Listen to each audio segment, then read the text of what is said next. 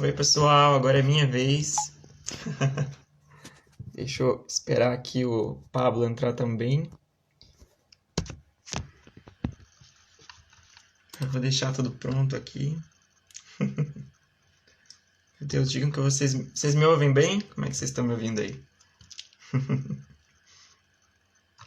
Oi, oi, oi, Lara.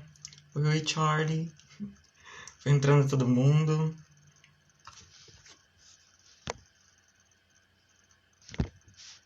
Vamos adicionar o Pablo aqui.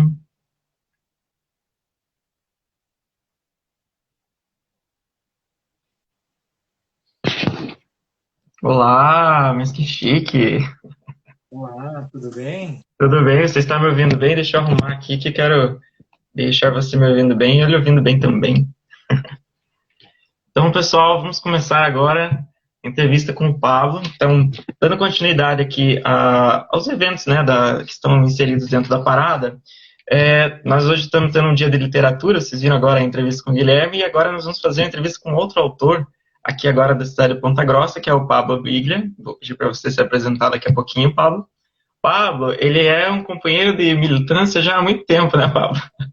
Desde as épocas do GURD, lá em 2015, 2014, a gente já se conhecia. E agora, ele tem o lançamento do livro dele, se chama Te Levei Comigo. Vou ler aqui bem rapidinho o currículo do Pablo. O Pablo é professor da rede pública estadual, graduado em letras e pedagogia, mestre em estudo da linguagem e acadêmico de serviço social, todos pela UEPG. Ele também, aqui, né, nesse currículo que eu encontrei, dizia que você foi professor do curso de Letras Espanhol à Distância, certo? E aí, o livro foi lançado aqui pela Texto e Contexto Editora, certo? Então, hoje eu vou pedir para você começar se apresentando. Pablo, fala um pouquinho de você e o que você tem para nós aqui hoje. Então, boa tarde a todas e todos. O que você falou aí no currículo é isso. Eu sou professor da rede pública de ensino. Eu trabalho com o curso de letras também à distância.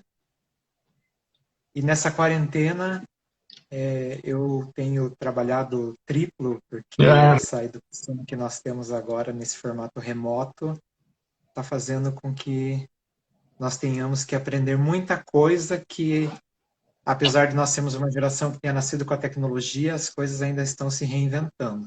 com certeza. Ainda mais para os professores, né? Que mil plataformas e todas essas coisas novas que vão entrando, a gente tem que se adaptar e fazer uma aula que seja atrativa e tudo mais, né? Então, a minha obra de lançamento é o meu romance, Te Levei Comigo, que eu Hum. lancei no ano passado, agora dia 21 de junho ele completa um ano do lançamento dele. E foi o livro que me inseriu nesse universo de escritores e autores. Pois é, né? Até então você estudava eles, agora você é uma pessoa que criou, né, também a obra. Agora eu posso ser considerado não só um leitor, mas também um autor, um escritor. Entendi. E uma das coisas que eu sei que a gente vai discutir bastante hoje, e que você acabou perguntando para o Gui agora há pouco, foi em relação à questão do contexto LGBT no meio da literatura. Você foi uma pessoa que eu sei que desenvolveu estudos sobre isso. O que você pode contar para a gente sobre a literatura LGBT, sobre como que isso é representado, como é, né, vamos dizer assim, historicamente, como que isso aparece, para você chegar, né, para a gente chegar até o teu romance. Então, eu tinha perguntado na live anterior se ele, durante a escola ou adolescência, ele teve algum contato com a literatura LGBT. Uhum. Eu, particularmente, eu só fui ter contato com literatura LGBT mesmo quase ali com os meus 20 anos. Já estava fora da escola. E até tenho aqui para mostrar o primeiro livro que eu tive contato, que é um clássico, que chama-se O Terceiro Travesseiro. Então, eu penso assim que para as pessoas que estão entrando na literatura LGBT, para conhecer um pouco sobre obras LGBT, esse aqui é o a referência, porque foi o primeiro livro, na época ainda que nós chamávamos o grupo LGBT de GLS. Então isso tem muito tempo, né? Ah, é, Tanto que o nome da GLS. editora que lançou esse livro aqui é a editora GLS. Então, Nossa. assim, tem algum tempo já, porque nós já usamos essa sigla LGBT aí já tem muito tempo. Uhum. Mas durante a escola, se for pensar um pouco nesse contexto, de literatura LGBT, realmente isso não acontece. Ah, com certeza não. Acho que é até E, uma questão até que é invisibilizada, né? Eu lembro que na escola a gente lia sobre tudo, assim, mas mesmo entre os alunos, né? Esse tipo de tema era super tabu, né? Nem era abordado nada. mas assim, pensando um pouco, fazendo um retrospecto, eu lembro que nós tínhamos acesso a algumas literaturas, como por exemplo, O Cortiço, nós Uhum. tínhamos um personagem LGBT, mas ele era, como você falou, totalmente invisibilizado porque não se falava sobre ele. Ele estava ali e só. Então, não tinha muita discussão sobre isso.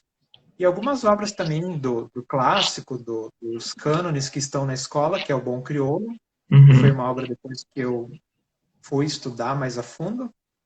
E agora, atualmente, assim, com essas discussões sendo levadas à frente pelas universidades, a gente também tem estudado bastante coisa sobre as obras tanto do cânone que abordam esses personagens, como, por exemplo, o Bom Crioulo, que foi a primeira obra que trouxe um personagem protagonista que era homossexual e negro. Olha só.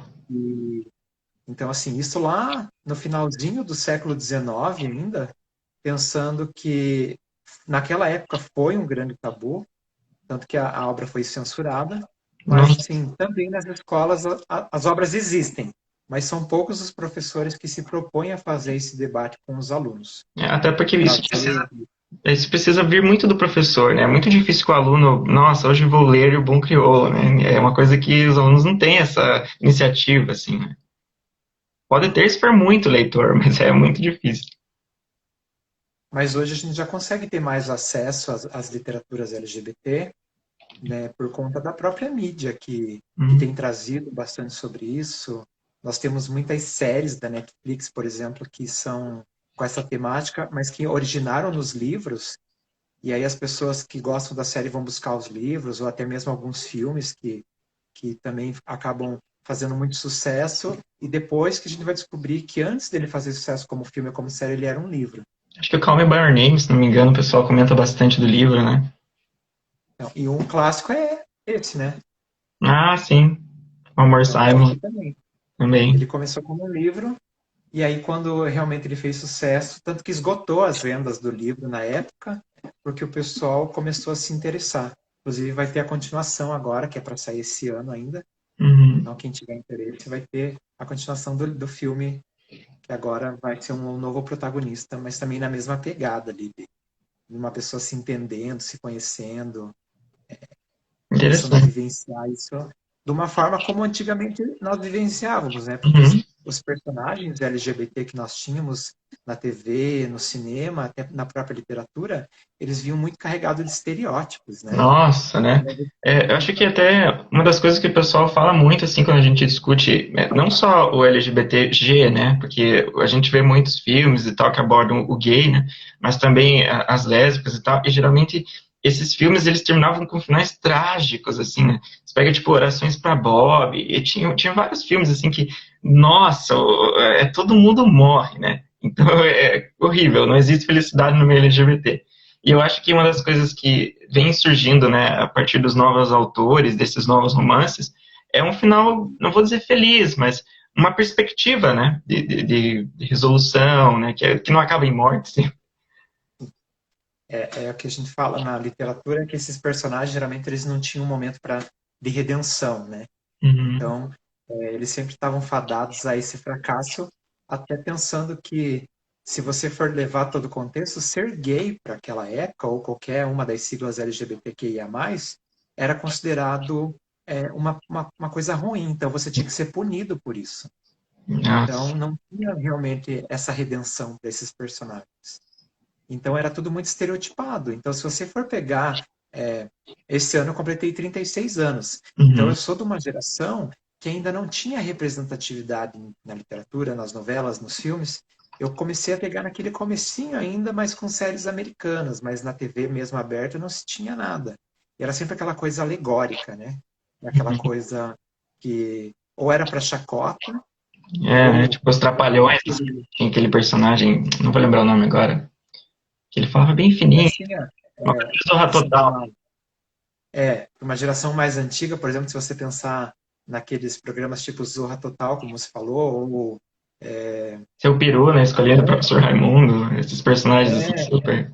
aqueles, aqueles que faziam aqueles personagens bem estereotipados, mas justamente com a função de animar, de entreter, mas era um entretenimento que não era saudável se você fosse pensar nessa questão de representatividade. Isso fazia com que as pessoas se escondessem ainda mais dentro do armário.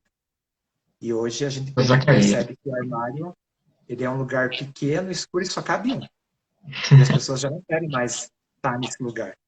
Ainda Exatamente. bem. Ainda bem. Conta para nós então um pouco agora, ó, já mandaram ali, já estão curiosos para saber um pouco da história do seu livro. Eu também estou curioso para que você conte para nós aí, claro, sem spoilers, né? Mas saber um pouquinho do que se trata, como é que você chegou a desenvolver esse livro, mas vamos primeiro pela história, o que você conta para nós, assim, de sinopse. Então, Te Levei Comigo, ele conta a história do Teodoro.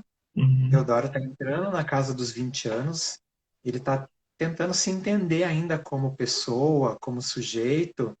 E nesse processo, ele descobre que ele é gay.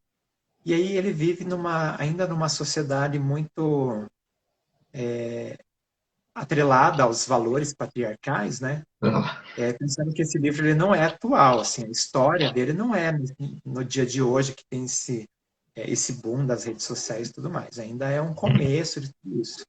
Então ele ainda tem que viver justamente nessa época em que a família não pode saber porque ele teme a reação da família. Nossa. E aí ele começa, ele sai da cidade que ele mora e ele vai morar na capital paulista, em São Paulo, buscando sonhos. Então, a princípio, o grande sonho dele era se tornar um advogado. São Mas, Paulo, no hein? processo, ele percebe que nada do que ele foi buscar nessa cidade foi suficiente para ele se encontrar enquanto pessoa, enquanto ser humano, e ser uma pessoa feliz.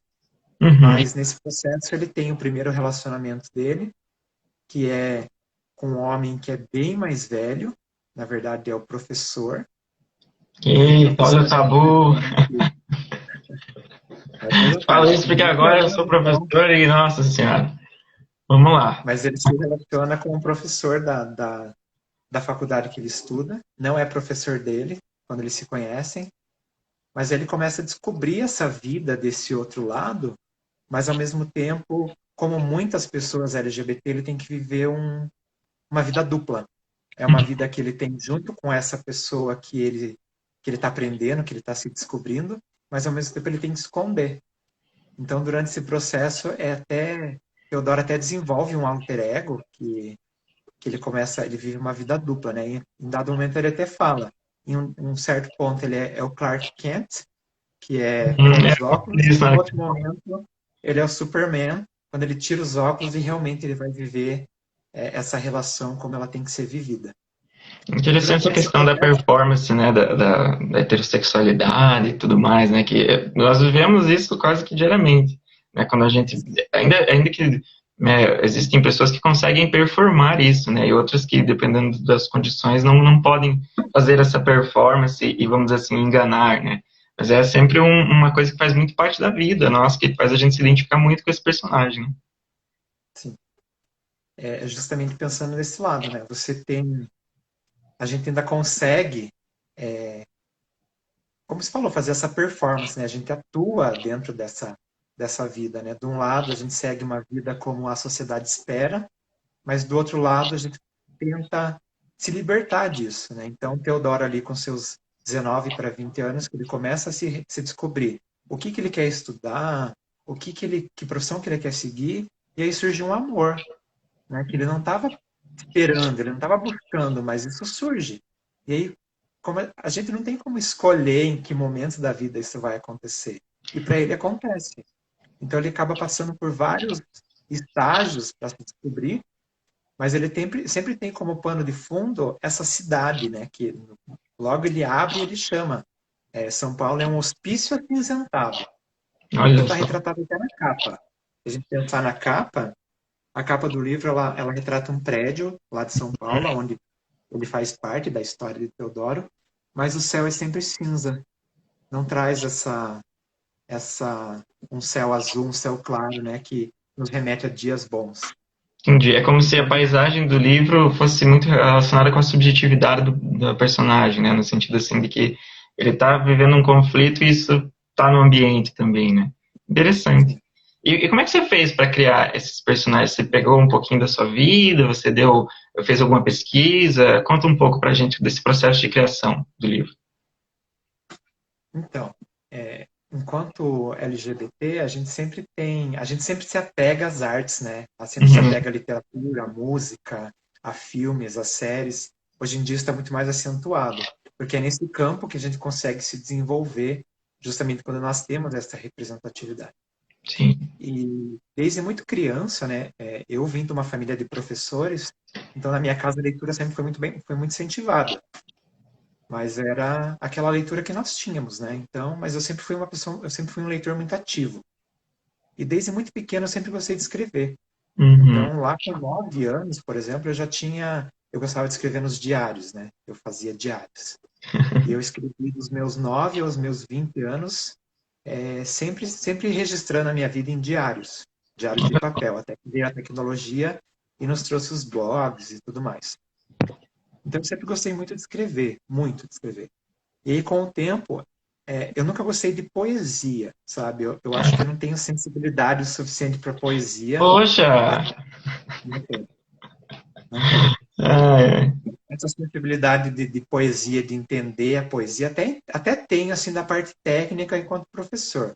Mas de pensar, assim, que eu vou escrever um poema, não, para mim é a prosa mesmo. Eu consigo me identificar com a prosa. Então, eu sempre gostei muito de escrever textos, de criar personagens e pensando, até como o Guilherme falou na live anterior, uhum. que você tinha na cabeça os seus personagens, mas até como você falou, sempre o LGBT retratado com essa função de no final morrer e ser punido, né? Que horror, né? Então, eu sempre gostei de escrever muito prosa e contar histórias, assim, mas essas histórias nunca eram lidas, porque eu tinha medo mesmo que as pessoas lessem as minhas histórias ou lessem os meus diários, né? Até nos diários eu tinha que escrever em forma de código, porque era tudo muito Secreto. clandestino, né? Era aquela coisa assim. Eu lembro até na primeira reunião do Good que nós fizemos que você ainda falou assim: eu me sinto como se eu estivesse naqueles pubs assim que é clandestino assim, é aquela coisa que você desce uma escadinha, tá todo mundo Alcoólicos lá é embaixo, uma coisa meio oculta, sabe? né? Então era isso mesmo, sabe? Era de você pensar que você tinha aquilo para contar, aquele sentimento, mas quem que vai ler e não vai me recriminar por isso, né? E Entendi. aí, pensando em tudo isso, em 2014, eu comecei a escrever um blog onde eu contava algumas histórias, assim, também baseado naquilo que eu vivia. E acabei escrevendo e contando histórias, e contando história, contando essas histórias. E em 2017 eu passei por uma intervenção cirúrgica que me deixou 66 dias em casa. Nossa. E aí eu pensei, o que que eu vou fazer, né? Naquela época eu estava no último ano do curso de pedagogia, tinha trabalhado com o meu TCC e tinha trabalhado no meu TCC a literatura infantil LGBT. Como ensinar a questão LGBT para crianças no ensino infantil usando a literatura, já tentando Legal. inserir isso nesse universo, né? Então, você tem N livros que você pode levar para as crianças. Por exemplo, até trouxe algum aqui. Esse aqui, O Menino do Coração, que fala de uma criança que é adotada por duas mães. Uhum. Também é uma forma delicada de você trazer o assunto, mas também você não precisa ir muito longe. Nós temos crianças na escola que são formadas, são criadas num lar LGBT, com dois pais, duas mães, né? Sim, E com aí nós certeza. temos Faz parte, né? esse aqui também. Olivia tem dois papais, também fala de uma criança que é criada por dois rapazes. Então eu tinha pensado, nossa, a literatura é muito vasta, né? E aí eu comecei a pensar no meu blog. E aí pensei, como que eu poderia transformar tudo que eu sei, que eu tenho, que eu gostaria numa obra? Uhum. E aí nesse ano de 2017 eu fiz um apanhado de tudo que eu tinha já em forma de blog e tentei trazer isso em forma de livro. Que Aí bacana. no primeiro momento eu criei um livro com 4 histórias. Era o mesmo personagem, que é Teodoro, mas ele vivendo 4 momentos diferentes da vida dele. Então eu sempre retratava esse livro aqui, inclusive, que é o primeiro. Quando eu apresentei a ideia para a editora, eu pensei assim, vamos fazer um livro com 4 histórias. A editora falou assim, por que não fazer 4 livros com uma história? Nossa, a editora já quer, Desenvolver né? melhor, O livro. né? Então, daí tentar desenvolver melhor essas histórias. E aí eu pensei, é uma ideia, né? Aí eu tive que voltar lá no projeto original, pegar a primeira história, e aí em cima dela eu ir trazendo mais conteúdo, assim, uma coisa mais substancial. Então esse primeiro livro é a Primavera. E aí a Uhum. primavera eu falo no sentido de que as coisas estão se desabrochando, né? É na primavera que as coisas desabrocham, assim como Teodoro se desabrocha ali na história. Que E bonito isso. aí apresentei, a editora comprou a ideia, e aí eu comecei a pensar, né? Claro, se você for pensar, quando você escreve histórias, você tem esse olhar da tua própria vida naqueles personagens também. A Então, se Laila você for perguntou pensar, ali, assim, como foi para você escrever e, de certa maneira, colocar a sua história ali, né? Então, isso que você está falando já vai respondendo a pergunta dela também. No sentido. não, eu não posso dizer que Teodoro sou eu aqui, em forma de personagem. Mas assim, Teodoro traz tudo aquilo que com 20 anos você gostaria que alguém te dissesse. Que alguém Hum, te desse a mão e falasse assim, não, tá tudo bem, agora vamos colocar nossa cabeça em ordem e vamos seguir. Porque é isso mesmo, você é assim e não tem mais. Assim, você tem que aprender a lidar com isso e todos à tua volta vão ter que aprender a lidar com a tua diferença. é. Né? Então, quando eu Até pensei hoje. nesse processo de escrita, no processo criativo, que eu trouxe Teodoro, eu pensei assim, nossa, o que eu gostaria de saber com 20 anos? Então, Eu tô curioso agora. Olha só, a Laila tá fazendo uma pergunta ali, não sei se você pode responder ou não no sentido de spoilers, assim, né? Mas o fim que você deu para os personagens, de certa forma, seria o que você deseja também para sua vida? então, Spoiler. assim, como eu falei, esse primeiro livro, ele é uma história de Teodoro, mas assim, a trajetória de Teodoro vai continuar ainda, tem mais 3 livros para vir. Então, Entendi. assim, a trajetória dele não está findada. Mas, apesar de tudo, ele vive num núcleo que como eu contei, ele vai para essa cidade buscar sonhos, mas em algum momento aquilo ali, é, a vida vai mostrar outros caminhos para ele, ele vai ter que aprender a entender tudo isso com maturidade e escolher que lado ele vai seguir. Mas, assim, para não estragar, para não dar spoilers, o que eu busquei fazer era não criar aquele personagem felizes para sempre, sabe? E pensar assim, nossa, no final, como eu falei, todo mundo vai ter redenção, tudo vai ser lindo, maravilhoso, mas também trazer um pouco da realidade para a história. Porque, assim, nós vivemos momentos de felicidade, a vida não acaba no momento de felicidade. Muito pelo É, contrário, ela continua. Mas eu penso assim, que com 20 anos, se você for pensar na trajetória do personagem, que essa história ela se desenvolve em 9 meses. uhum. Ele cresce muito, muito É, né? mesmo. Assim, para no final ele ter que tomar uma decisão que é tudo ou nada, sabe?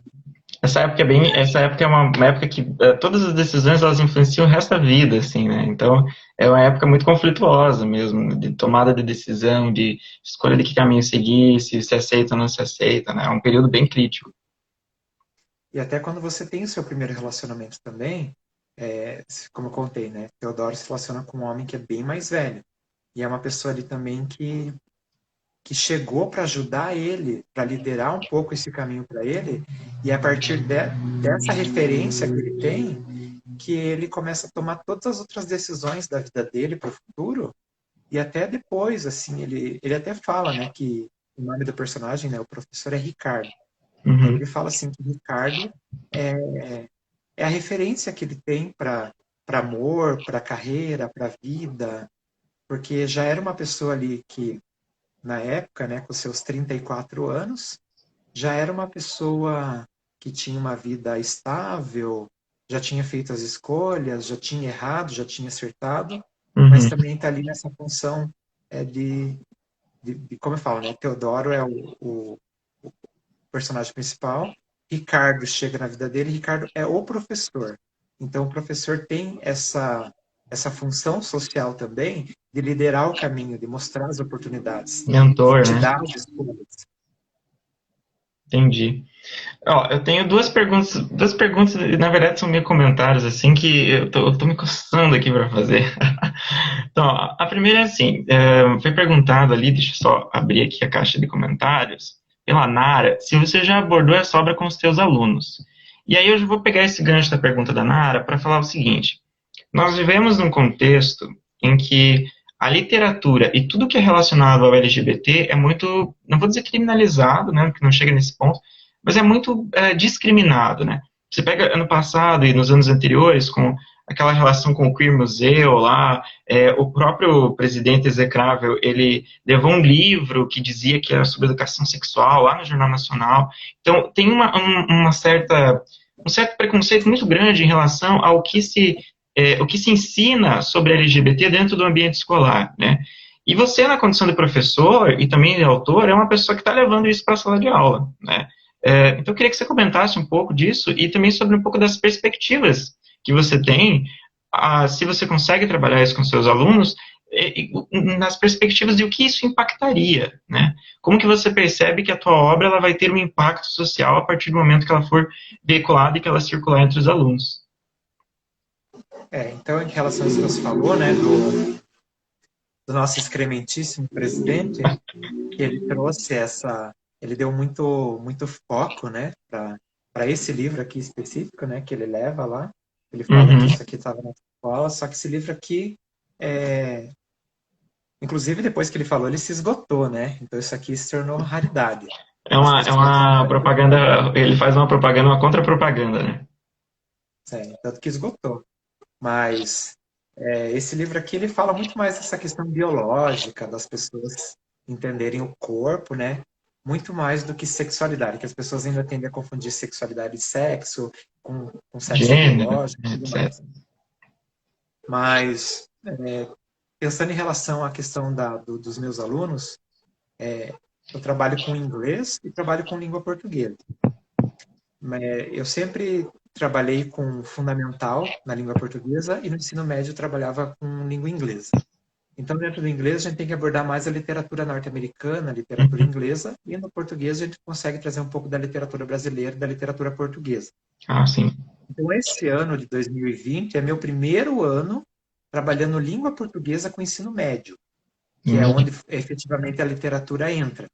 E que é um E aí veio ambiente a bem. pandemia, né? É, Então, aí veio a pandemia, nós tivemos um mês e pouquinho de aula, veio a pandemia, eu não tive a oportunidade de trabalhar com os meus alunos, especificamente a minha obra.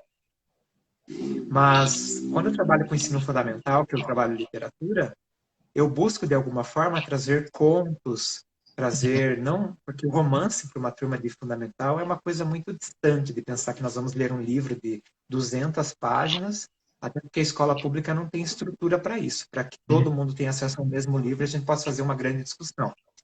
Então, eu busco sempre levar contos para ele. Inclusive, o ano passado, numa turma de nono ano, eu levei um conto que eu escrevi, que é a história que também traz um pouco desse foco LGBT para a literatura. E eu tive uma estratégia diferente, assim, sabe? Porque você trabalhar com essa idade, 14, 15 anos, essa questão, você tem que estar muito preparado psicologicamente para aquilo que vão te perguntar, para aquilo que vem, para aqueles alunos que em off vão querer conversar com você, vão te chamar no Facebook para tirar algumas dúvidas e alguns sentimentos que estão tendo e não estão entendendo. Então a gente tem que ter muito cuidado para levar isso para a sala de aula. que Porque bom é que muito você tem a determinado. formação da pedagogia, né? Porque você, na formação da pedagogia, você aprende a ter toda essa lida, vamos dizer assim, essa preparação para lidar com essas situações, né? Porque daí a gente tem que sair um pouco daquilo que é o nosso foco em sala de aula, por exemplo, a língua portuguesa, e entrar um pouco mais na questão da orientação. Como Uhum. orientar esses alunos, né? Que é isso que a pedagogia me trouxe, que é a questão da orientação pedagógica. Até Entendi. para entender outras vertentes também, porque a partir do momento que você leva uma literatura LGBT para a sala de aula, seja um conto, seja um romance, seja o que for, você abriu uma porta. Uhum. Aí você tem que entender que muita gente vai entrar por aquela porta. E Eita. como que você vai atender todo mundo, né? Porque ao mesmo tempo que você tem aquelas pessoas que estão se descobrindo, você também vai receber muitos relatos de bullying. E aí, quando você se mostra também uma pessoa mais aberta para discutir, para entender, aí as pessoas começam a entender que você é uma figura que impõe essa autoridade e fala, não, aqui não. Essa piadinha que você está fazendo, esse veneno, você não vai soltar na minha aula. Ai, que E aí as emoção, pessoas gente. Como eu queria ter uma professora assim. Eu tive na universidade só, né? Mas no ensino médio, não. então, agora como as coisas estão se ressignificando, né? E a escola está recebendo novos professores também. Então, eu busco muito ser para os meus alunos aquilo que eu não tive, Uhum. porque tudo era velado. Naquela época, não se falava em bullying, né? Se falava em brincadeiras e tudo bem, passou. Então, eu busco fazer esse debate com os meus alunos, mas eu levo muito essa questão dos contos, eu trabalho com eles também muito curtas-metragens, e aí, esse ano, que eu tinha um projeto todo estruturado para trabalhar com os meus alunos do segundo ano do ensino médio, a minha obra, é de pandemia. Ei, mas não Então, desista. Não desista que vai dar não, certo. não vou desistir. Inclusive, até estou muito feliz que uma das performances que teremos hoje, das drag queens, é um aluno meu. Então, Ah, eu estou muito feliz de saber que nesse universo da escola que eu trabalho, nós temos artistas também que se dedicam à arte LGBT. uhum. E então, assim, eu busco trabalhar isso em sala de aula por todos os lados, sabe? Eu aprendo muito também, porque essa juventude de hoje é muito diferente da juventude que eu vivi. É, Então, hoje tudo muito mais aberto, né? Eu não consigo imaginar eu, com 15 anos, no primeiro ano do ensino médio, fazendo uma performance drag ou tendo alguém na minha sala que pudesse abertamente falar sobre isso e tudo bem. uhum. Hoje, essa juventude que está aí, eles entendem mais. É como se fosse algo mais, algo dado, sabe? Essas pessoas existem, elas estão aí e tudo bem. E a gente convive, né, como todas as outras pessoas.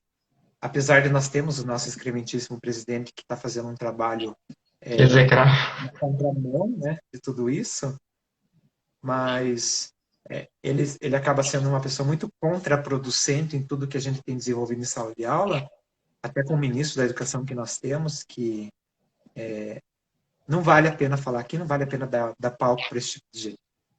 Então, eu também me sinto muito honrado pela escola que eu trabalho, ser um espaço que é abertamente voltado para o diálogo, eles estão muito abertos para tudo isso, tudo que a gente propõe. E até pensando nisso, o ano passado eu fiz um curso com professores da rede estadual de educação, na qual eu apresentei a minha obra e nós fizemos um trabalho aí de mais ou menos 2 meses de como trabalhar a literatura, a sexualidade, a questão de gênero na escola, utilizando a literatura como veículo. Porque nós temos uma literatura enorme hoje. Se Sim, você for pesquisar e se você tiver interesse, você consegue literatura, como eu mostrei, desde a educação infantil até a universidade, sim. para que você insira Efervescência de essa produções, né? Tem bastante produção, tem muita coisa boa, né, para ser lida. E, infelizmente, a gente não tem uma formação tão leitora no Brasil, né? A gente tem muitos autores e poucos leitores, aparentemente. Olha, a gente tem algumas perguntas aqui que eu vou fazer, né? Porque senão a gente vai no assunto e eu já estou instigado a fazer mais debates. Deixa eu só voltar aqui. A Laila perguntou se você tem vontade de escrever também romances lésbicos. E mais aqui embaixo, deixa eu só. Aqui, ó. O Sérgio Falcão, ele perguntou: a sua história, nos seus desdobramentos, faz uma alusão às relações líquidas de Bauman. Teve feedback nesse sentido dos seus leitores? E o autor, o que pode dizer sobre isso? Olha, esse tema daria para a gente fazer uma live só sobre esse tema, porque eu acho super interessante, mas quero que você fale sobre a sua perspectiva na condição de autor aí do livro, se você concorda. Ah, e também já estão perguntando onde é que tem o livro para vender. Então você já faz o jabá. eu tenho um site que eu criei, que se chama televeicomigo.com.br. Quem Uhum. quiser entrar lá também consegue adquirir o livro. Mas também, quem mora em Ponta Grossa, ele está disponível nas livrarias Curitibas, lá do Shopping Paládio. Ok, vou por Inclusive, aqui no nosso bate-papo. Foi lá que eu fiz o lançamento do meu livro ano passado. Uhum. Ah, foi muito especial para mim, assim, no fim, assim, nem pensando muito na obra, mas das pessoas que estavam lá para compartilhar isso comigo foi muito especial. E o Sérgio Falcão, ele é muito suspeito para falar, porque foi ele que ilustrou meu livro. Ah, Então, as ilustrações da história ali, de toda a trajetória de Teodoro foi feita pelo Sérgio. A capa, ela foi feita por uma artista local também, que é a Ruth Yumi. não, Ela maravilhosa. leu antes, Dos croquis ela urbanos. leu antes. Ela é ótima. Assim, ela foi a pessoa assim que, quando eu pensei na capa, eu pensei, é Ruth, Uhum. porque ela trouxe, assim, ela leu a obra de antemão para poder pensar na sensibilidade que ela ia trabalhar quando ela fizesse a capa. O Sérgio foi quem fez as ilustrações exatamente como eu queria, porque Nossa. eu tinha muita formação, aquela formação leitora pensando na coleção Vagalume. E a Aham. coleção Vagalume, eles tinham uns traços muito específicos para as obras e eu queria uma coisa meio naquele sentido, mas também, como artista local, eu queria também privilegiar as pessoas. Então, assim, os artistas locais. Então, eu chamei o Sérgio para ser o ilustrador e a Ruth para ser a designer da capa. Que legal, que bacana. E sobre romances lésbicos, eu acho assim, eu não sei se eu escreveria um romance com foco num romance lésbico, porque talvez eu não me sentisse, sabe, assim, no lugar, sabe? Uhum. Porque, assim, às vezes, quando a gente está escrevendo alguma coisa, a gente tem que tomar muito cuidado para que a gente também não caia no estereótipo. Que eu tenho uma visão de mundo LGBT, mas eu faço parte do G. E Uhum. ainda assim, em outros níveis, eu sou muito mais privilegiado porque eu sou homem, porque eu sou branco, porque eu sou urbano, porque eu não faço parte tanto dessa margem. Por exemplo, já uma lésbica, além de ser o L da sigla, ela é mulher. E a mulher, a gente sabe que é um espaço de fala muito mais complexo do que o meu. Sim, com certeza. Então, às vezes, assim, eu poderia até pensar, até nos contos que eu escrevo, o ano que vem eu quero lançar meu primeiro livro de contos também, eu trago um conto que fala um pouco sobre essa perspectiva de um casal lésbico. Mas eu acho que eu teria que fazer muito mais laboratório, conversar com as pessoas, com as mulheres lésbicas, para que eu também não faça um desserviço, né? E étnicas também, Então, né? Porque também tem, por exemplo, às vezes eu também gosto de escrever, né? E eu sinto, tipo, super. Será que eu coloco esse personagem, né, desse jeito ou desse jeito? E daí a gente não tem o domínio daquilo, não tem a vivência, né? Para não fazer esse serviço, a gente tem que fazer muita pesquisa, conversar com as pessoas e tal. E reconhecer que nosso lugar de fala é muito privilegiado, né? Mas é gostoso escrever. Eu imagino que você esteja sendo super instigado aqui. E sobre feedbacks, assim, o que você já teve de feedbacks da tua obra que você pode compartilhar aqui com a gente? eu tive vários feedbacks, desde quando eu lancei, agora que vai completar um ano. Eu fiz uma tiragem inicial de 200, Exemplares? isso, 200 exemplares, e eles praticamente se esgotaram. E Olha hoje eu aí. vou entrar na segunda edição, e pensando como você falou, nós não somos uma população muito leitora, principalmente na formação. E pensar que dentro desse tempo eu consegui vender quase 200 exemplares, então é uma coisa muito especial. E não foi só entre as pessoas que me conhecem, mas o livro já foi para o México. Olha aí. Então, Internacionalmente foi conhecida. Muito foi gostoso isso. inclusive através de um professor que eu trabalhei, que eu, o ano passado, quando eu ministrei o curso para apresentar minha obra, ele comprou alguns exemplares para dar de presente e um desses foi para o México. E aí eu tive muitos feedbacks positivos, pensando em todas essas questões de... As pessoas sempre falam, né, que o livro ele quebra um pouco esse paradigma justamente porque ele já é voltado para o público LGBT e as pessoas quando começam a ler, desde quando eu lancei, eu nunca cheguei publicamente e falei, minha obra é LGBT. Porque eu queria que as pessoas conhecessem a obra e aí quando se deparassem com isso, pensassem, opa, o que está acontecendo aqui? Então, eu quis um pouco no começo instigar as pessoas a conhecerem a obra, mas sem especificamente falar assim, ó, ele vai falar sobre um casal LGBT. Até porque isso é E aí, meio com o chato, né? A tempo, história é muito mais do que isso, né? Esses aspectos permeiam a história, mas ela é muito mais do que a sexualidade do personagem, né? eu não queria que isso fosse o coisa primeiro, assim, falar, eu escrevi um romance LGBT, vamos ler. Então eu queria muito mais que as pessoas se apaixonassem pelos personagens e aí isso fosse simplesmente uma característica da história. E aí acabou sendo muito maior, porque eu tive alunos que leram, que o ano passado, inclusive, eles foram no lançamento, eles compraram e eu autografei para eles e depois eles vieram me trazer um feedback falando sobre, nossa, parece música, né? Às vezes, quando a gente está num momento da vida da gente, a gente escuta algumas músicas e fala assim, nossa, foi escrito para mim essa letra. Fala de mim. Né? Eu sou em mim quando escreveu. E muito isso também, de ter esse feedback positivo das pessoas que se entendem enquanto LGBT e ter acesso à literatura LGBT, coisa que não é difundida. Então, eu tive muito feedback positivo. E eu também tive muito feedback positivo de professores que leram a obra, que gostariam de trabalhar, mas não se sentem preparados, como eu falei, para a partir do momento que abrir essa porta, o que, que vem? Né? Será que eu estou pronto para responder essas dúvidas? E também a gente tem que pensar que dentro do universo escolar nós trabalhamos com várias coisas, com N variáveis. A gente tem que pensar que a gente tem os alunos que podem vir falar bem, mas também tem os alunos que podem vir a reclamar. Nós temos a questão dos pais, nós temos um embate muito grande com questões religiosas, quando nós trazemos esse tema para o debate.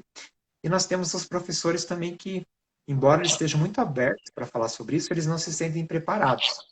Entendi. Porque, academicamente falando, a universidade não prepara para isso. A universidade tem uma questão de preparação muito técnica.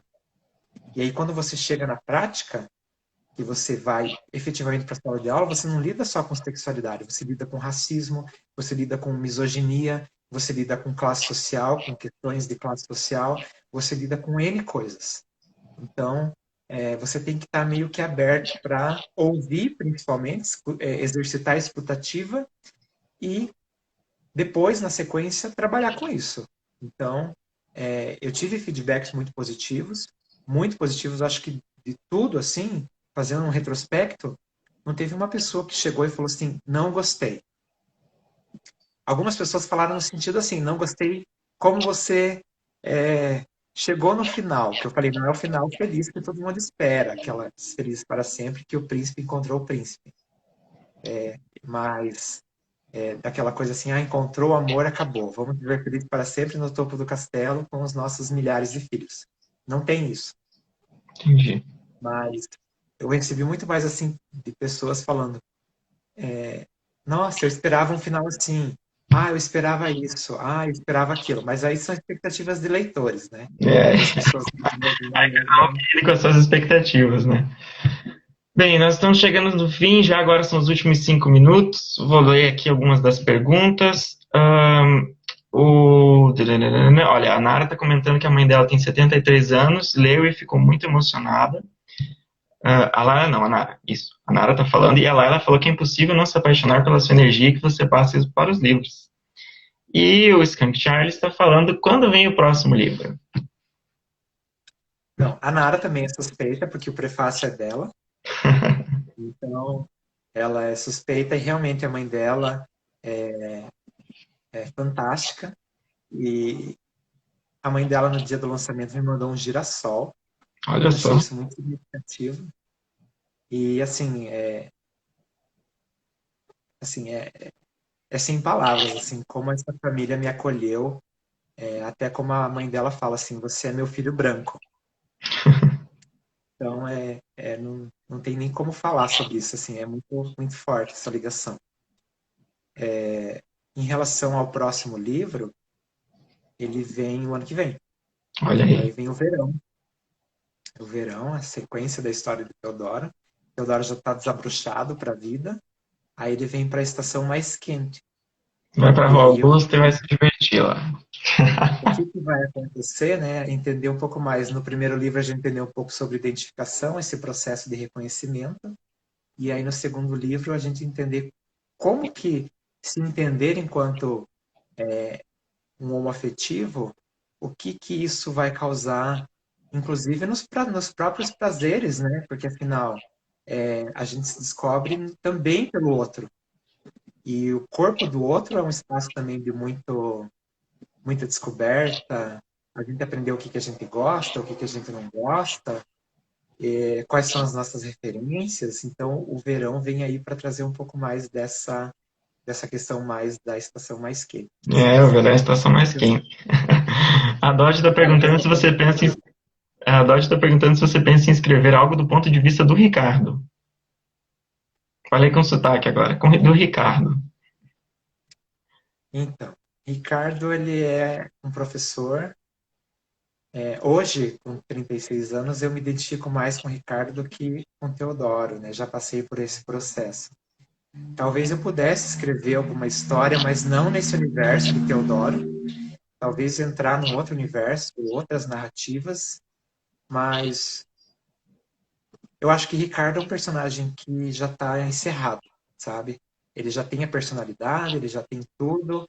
Eu acho assim que Ricardo entrou na vida de Teodoro para causar um impacto, para liderar um caminho, mas ainda assim o foco é Teodoro. Então o foco para mim sempre vai ser pensando nessa questão da descoberta mesmo, nessa questão de abrir o mundo para novas possibilidades, enquanto o Ricardo já é uma pessoa que já vivia essas possibilidades. Então ele é um personagem encerrado em si já. Não sei, acho que Ricardo Eu não já tô traria. começando a ficar com nó na garganta aqui. Falaram do Bauman, eu já tô. Ai, meu Deus, eu não quero spoiler do livro. Ai, meu Deus. Antes de encerrar tudo, eu vou postar uma foto lá no meu Instagram, e aí quem quiser comentar, participar, eu vou sortear com o livro. Olha só, então quem tá ali querendo adquirir o livro vai ter um sorteio lá no Instagram do Pablo. Ah, Isso, eu vou bacana. postar uma foto lá com a arte que foi feita para divulgar a parada, e aí as pessoas comentam lá, e aí eu vou fazer um sorteio do livro, e aí eu faço questão de autografar especialmente Olha só, e fotografado pelo. mandar para essa pessoa. Olha, eu vou participar também, porque agora eu estou completamente instigado. Pablo, meu querido, você é uma pessoa sempre muito incrível, muito prazeroso conversar com você. Tenho certeza que todo mundo que está assistindo aprendeu bastante. É uma discussão extremamente. Eu ia dizer instigante, mas eu já disse instigante, mas é muito instigante, porque é um assunto que nós buscamos discutir sempre, né? Até porque a questão de ser LGBT e de ser ativista também envolve o processo de reflexão, né? Então nós temos que refletir sobre o nosso universo, sobre as coisas, e a arte é o meio, é o caminho que nos acolhe melhor, como você mesmo colocou. Então eu queria Essa agradecer. pandemia veio para mostrar também que a arte é essencial, né? A gente está Ah, aqui com certeza. passando esse tempo em casa, majoritariamente do tempo com arte. Consumindo isso, né? E acho que também divulgar o trabalho dos artistas, né? Você trouxe a Ruth, você trouxe o Celso ali. Acho que são pessoas que valem... O Sérgio, perdão, desculpa. São pessoas que são da região e envolver, né? Como se fosse um processo quase que colaborativo, assim, né? De produção. É sempre muito interessante para a gente conhecer mais o que existe aqui e não olhar tanto lá para fora e achar que só lá fora que existem boas histórias, né? Aqui também nós temos nossos autores e artistas, né? Então, eu vou agradecer mais uma vez a sua participação e esperar que você esteja conosco em outros momentos, né? Eu sei que você é uma pessoa que está envolvido com o nosso ativismo e etc. Pessoal que está acompanhando a live, agora nós vamos iniciar as apresentações e performances, então eu vou encerrar aqui a live, mas daqui a pouquinho já vai começar uma outra live com todas as performances das drags e etc. E conto aí com a participação de todos vocês. Eu acho que, da perspectiva da comissão organizadora, todas as entrevistas e conversas e bate-papos foram muito proveitosos, né? Nós vemos que tem pessoas que falam assim, mas tinha que ter só performances e tal. Mas eu acho que esse momento é essencial, é refletir, é discutir, é trazer. Nós não somos só performance, porque nós também pensamos, nós também produzimos a arte na condição de artistas e também somos teóricos, nós também pensamos, escrevemos e etc. Então, eu acho que nessa perspectiva aqui, tudo que tem sido feito está sendo extremamente proveitoso. Agradecer ao Pablo, ao Guilherme, todo mundo que participou e todo mundo que está acompanhando a gente.